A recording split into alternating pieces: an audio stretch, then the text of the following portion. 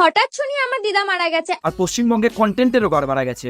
আর সবাইকে যেতে হবে শ্মশানে। আমিও দেরি না করে ঝটাপট রেডি হয়ে চলে গেলাম শ্মশানে। আর চলো আমার দিদা মারা যাওয়ার আর শ্মশানের ব্লগটা তোমাদের সাথে শেয়ার করি। দিদি, তোমার দিদা মারা গেছে, কোনো নতুন বিরিয়ানির দোকান উদ্বোধন হয়নি যে ব্লগ বানাচ্ছো। সো হ্যালো ল্যাথখোর্স, সুস্বাগতম টু মাই পালের চ্যানেল। আজকে যে প্রাণীকে দেখাবো তার দিদা চলে গেছে চিতায়, কিন্তু তার বুদ্ধি আসেনি মাথায়। তো চলো সময় নষ্ট না করে মাথা নষ্ট করা যাক। আমি ভেবেই পাচ্ছিলাম না কোন ড্রেসটা পরবো, তারপরে আমি ভাবলাম যে আমার তো একটা সুন্দর ড্রেস আছে। আরে দিদি, তুমি শ্মশানে যাচ্ছ, অন্নপ্রাশনে নয় যে ড্রেস নিয়ে কনফিউজড। এর থেকে ভালো তুমি কিছুই পরতে না, শুধু একটা সাদা কুর্তি আর একটা সাদা লেগিংস পরলেও পারতে। কিন্তু না, দিদা যদিও চিতায় যায়, দিদির কিন্তু কন্টেন্ট চাই। আর এইদিকে আমি মেকআপ করতে করতে দেখো মেকআপটা কি হয়ে গেছে, কারণ আমার এত টেনশন এত কষ্ট হচ্ছে আমার দিদার জন্য যে আমি আর কিছুই করতে পারছিলাম না। হ্যাঁ দিদি, তোমার এতই টেনশন আর এতই কষ্ট যে চুটিয়ে ফাউন্ডেশন লাগাচ্ছ, আবার মেকআপ করতে করতে নাচও দেখাচ্ছ। তোমার নাচ দেখে এতটুকু শিওর যে তোমার ভেতরে কষ্ট নয়, ফাটা কেষ্ট ভর করেছে। আর ওইদিকে আমি ভাবছিলাম দিদাকে না নিয়ে চলে যাই, কারণ আমার সাজতে সাজতেই তো অনেকক্ষণ লেগে যাচ্ছে। তাও আমি একটু ভাবলাম যেমন তেমন করে যাই, ন্যাচারাল একদম সেরেছি,